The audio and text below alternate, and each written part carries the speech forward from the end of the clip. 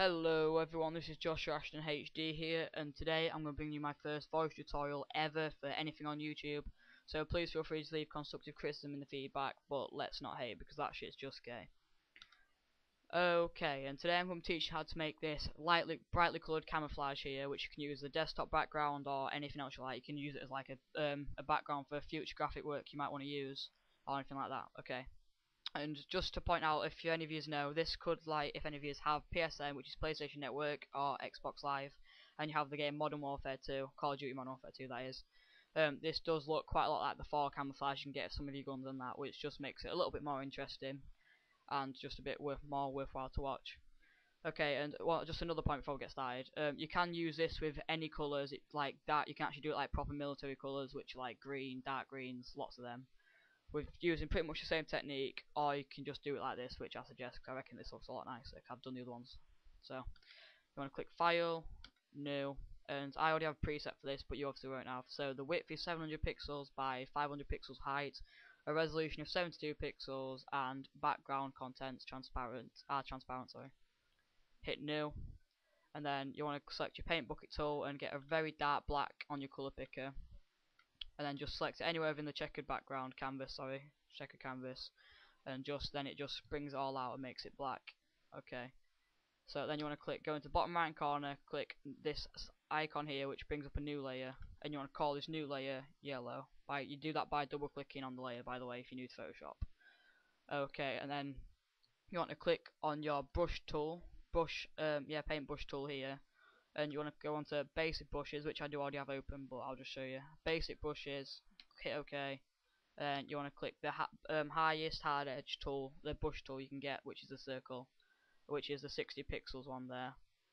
And that you should every Photoshop comes with these basic brushes there. So if you haven't, I'm sorry, but you should have pretty much. Okay, then you want to select a yellowy tool, which a nice orange yellow, not a too orange yellow though, just like this here. Then you just want to blob them around like this. Oh god. Control Z, Control Z. Just do that to undo it. Try not to smudge them like I am doing a lot for some reason. And try not to overlap them like that either. I'm messing this up pretty much, but trying to go too fast. That's what she said. Okay, yeah, anyway, sorry for that, but let's just keep going. This does get very, very boring, because you have to do this quite a while, but for quite a few brushes and colours as well. So just bear with me while I do this.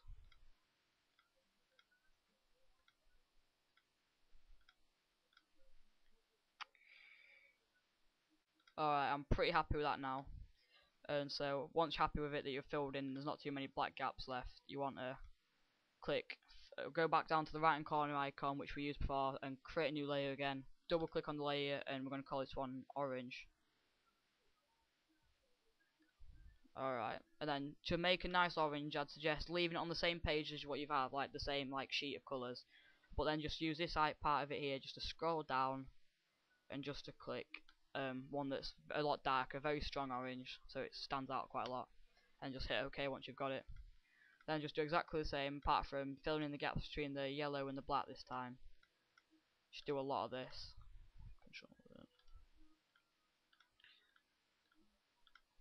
Okay.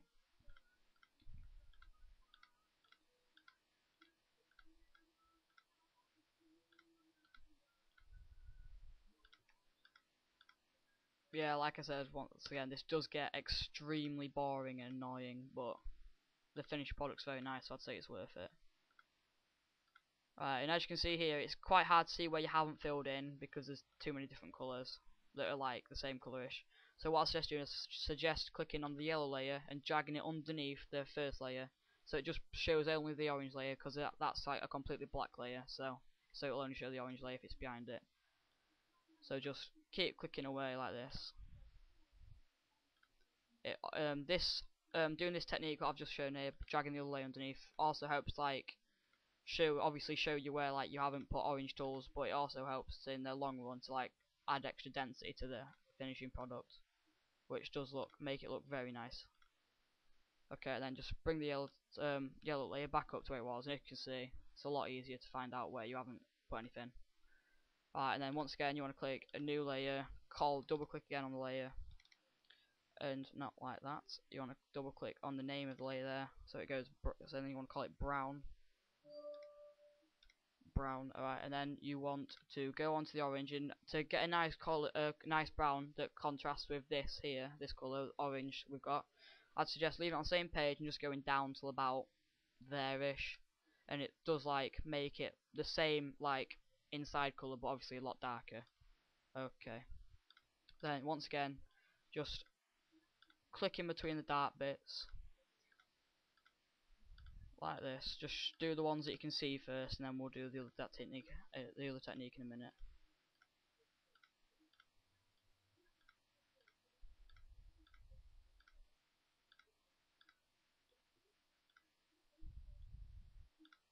Also, if you're finding it hard to make this, or your finished product isn't quite what you wanted, I'll put a download link in the description where you can just download this one here, which is already pre-made for you.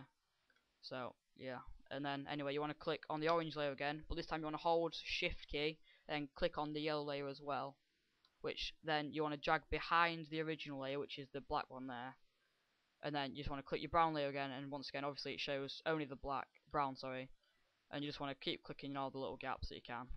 It don't matter if you overlay it now because it's only on one layer, and it's quite far on in the tutorial, so just fill in as many black gaps as you can, to be honest, like that.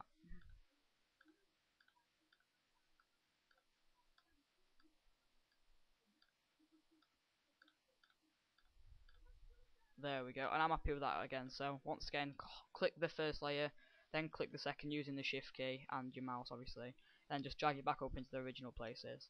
And as you can see, it's very dense now, and it looks very full with colour. But just to add it, make it a bit extra, you want to click Duplicate Layer, which is by right-clicking on your mouse on the layer, and then going up to Duplicate Layer, then clicking Enter when it comes up like that.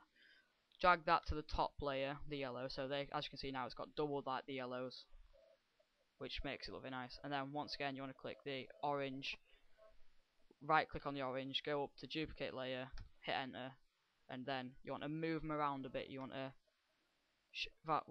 yeah, I'd suggest putting the brown as the second layer, just because it makes it look a bit darker and it's not too light, so the camouflage still has its effect. Alright, and then you want to go back to the very original layer, the first one you created, right click again, then you want to click Merge Visible there. And if you don't have that option, you want to go up to Layer, go down here, and then you want to click Merge Visible here, or Shift Control and E if you're a more experienced Photoshop user. Okay, and then you want to go on, and now you've got all this. Now let's pretty much just put all the layers inside one layer, which then allows you to click Filter, go down to Paint, Brush Stroke, sorry, and click Splatter. And as you can see, this just pretty much just merges all the colours together pretty much, and this does look very nice. Looks like you've been shot with a lot of different multicoloured paintballs. And oh yeah, by the way, when you're doing this, make sure that everything's to the max it can get. So there we go. And you want to do this another 2 times, so you can either do this by going up to the top, clicking Filter again, and then clicking Splatter. Or as you can see, it says there, you can click Control and F, which is just doing that, and then it just does it again pretty much. And if you like this, you can keep it like this, but it does look a bit pixely, if you get me, kind of. So I'm going to go up to File, click Brush Strokes again, go on to Angled Brush Strokes, and as you can see in the preview box, this just blends all the colours together, takes out all the pixely looks, and just throws it all like that.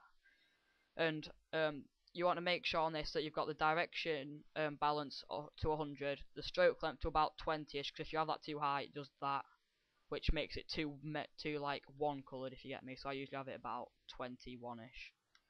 And you want to make sure you have the sharpness on 0, or it like adds it like colours to the outside of it, like a bit of a stroke, really. So then you want to click OK, and as you can see, it's done that, which is very nice. It probably is about as good as the finishing product. But I'm gonna just do. If you like it like this, you can leave it like this, save it, whatever, or you can just carry on doing it. You want to do this another 2 times, by the way. Oh, just one more actually for this. And then you want to go back to Filter, Brush Strokes, click Angle Brush Strokes. But this time, instead of clicking Angle Brush Strokes and clicking OK, you want to go down, hit where it says Angle Brush Strokes. You want to go down and you want to click Paint Dabs, which, as you can see, it just blends the colours, makes them a bit more compact, puts them all together.